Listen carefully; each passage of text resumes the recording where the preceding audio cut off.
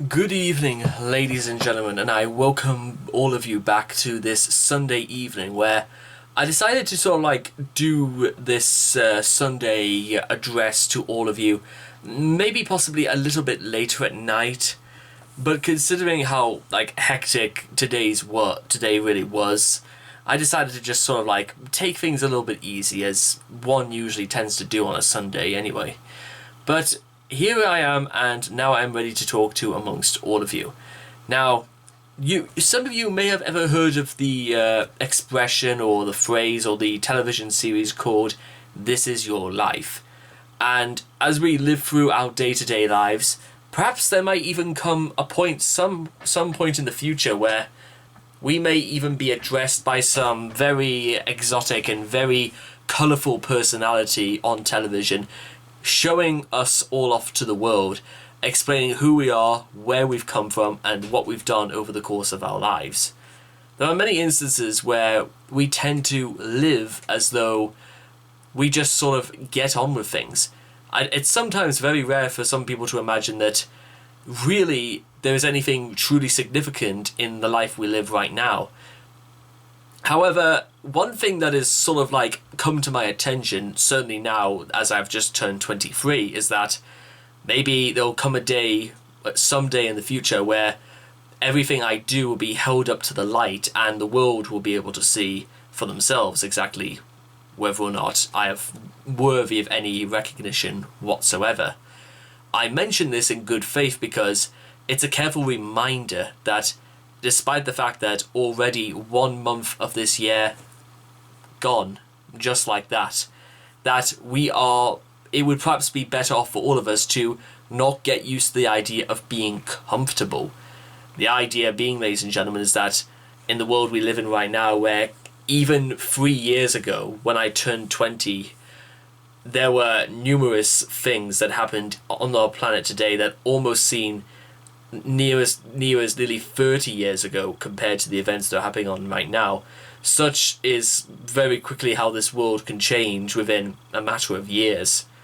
And it might even be, ladies and gentlemen, that in 2 years' time, we will only be looking back on this wondering whether or not it was even better or worse. I daren't say worse, but there is no telling what the future beholds, which is perhaps one of the greatest fears of thinking about the future far too much. But then again, why should we be worried about the future anyway? If you're concerned about the future, then you gotta ask yourself, what exactly are you concerned about? Are you concerned that, I don't know, you're not going to be able to go on that holiday? Are you concerned that you might have to sell your car?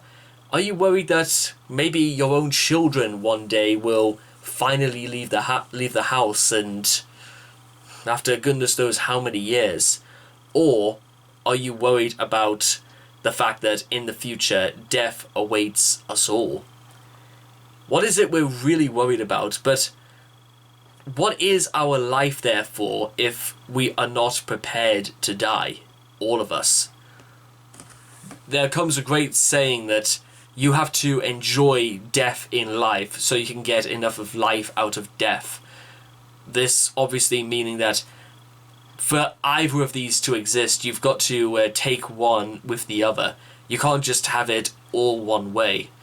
So, ladies and gentlemen, I've got to emphasize this now, especially because I get influenced and I get sought upon by opinions, all sorts of theories, logical ones, psychological ones, that will maybe give me more food for thought nowadays than I was possibly willing to acknowledge perhaps a number of years ago.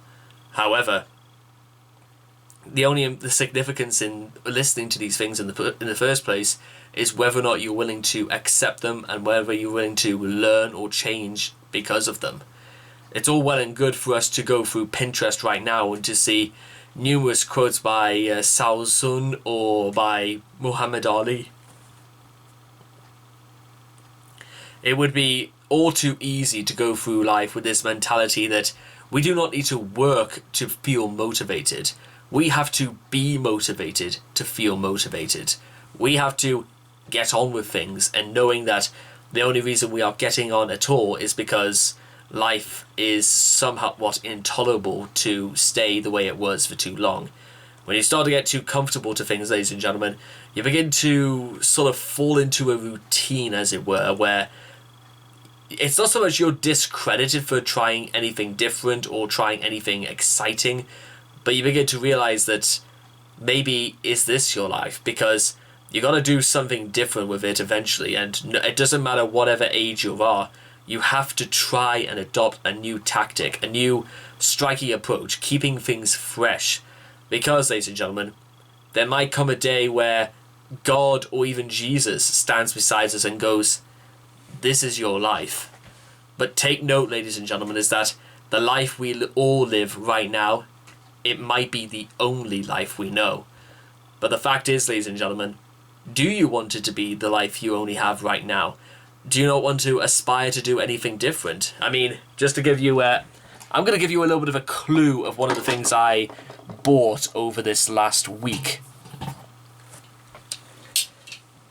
As a means of evaluating and improving my skills, I actually purchased, of all things, sort of like an early birthday present for myself, an XP Pen Artist 13.3 Pro tablet. The one where there's an actual screen where you can like plug this into a computer. You got a beautiful stylus pen, one of those gloves in which it will protect like 3 of your fingers so you won't like smudge or, you know, deliberately ruin parts of your work if you put your certain parts of your digits onto the screen. It has all sorts of like scroller wheels where you can zoom in and out. It has pens where it can change the size of your brush or nib at the touch of a button. The pens they've got at least 8 different nibs for all of them, beautifully carried. In fact, I might even just demonstrate it to you right now, because I need you guys to understand exactly not only why I've bought this, but what good it's going to bring to me. Because there even comes a point where even after all the videos I've made this month, I think it equals to something about like 180. I know that at some point this will have to either change to either more being made, or I will simply have to be forced to stop. We'll have to see exactly what that is, because now that that's out of the way,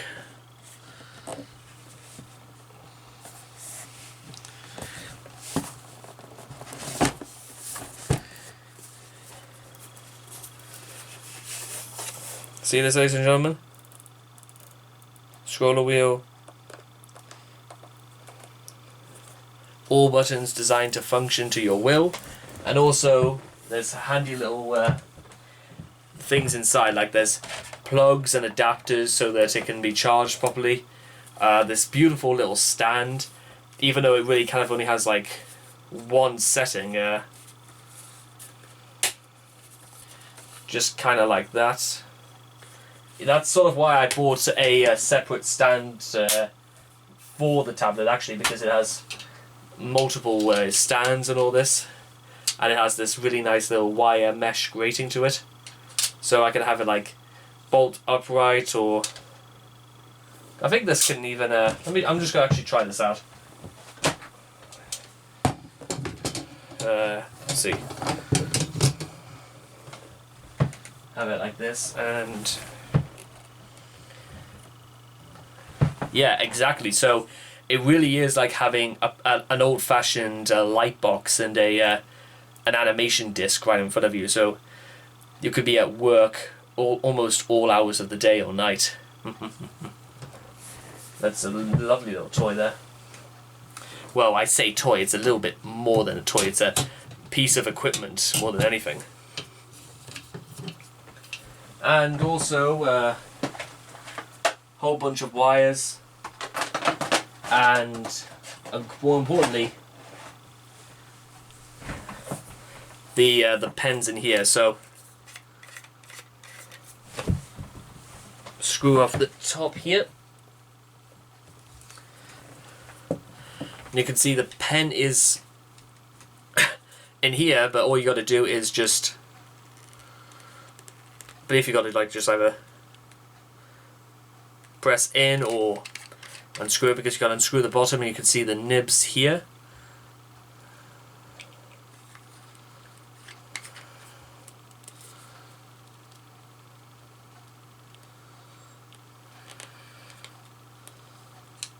You just have to unscrew it in one direction, and you can get started to work almost immediately. And finally, also, I think it's either meant to be through, I know fine well there's like a spot where you can just sort of like, you could sort of like make a stand for this somehow. Let me, no, I don't, I know that fine well there's like a stand for this properly. 8 nibs, or I think you can sort of like, just kind of like that, and so it kind of looks like an ink pot and like an old-fashioned quill sort of nib. But that is, ladies and gentlemen, now again, the whole reason why I got this out in the first place is because I wanted to demonstrate to all of you exactly that if I'm going to take myself seriously in my profession at all, then I've got to have the tools, and not just be quoted as a bad workman with really expensive tools. All it will take is just a bit of, you know, reevaluating and adjusting here, and then getting to work as intended. So just gotta put these in place and screw this back on.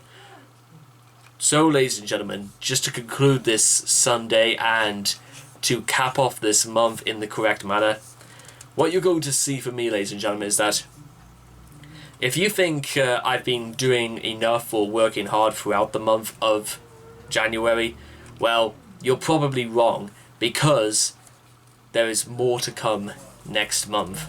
I am going to do so much more in the month of February, because there's no time to get comfortable yet. The hard work has yet to begun. So I'll see all of you, ladies and gentlemen, next Sunday, just to demonstrate to each and every one of you what I mean by this. Take care, ladies and gentlemen, and enjoy the rest of your Sunday. Bye-bye for now.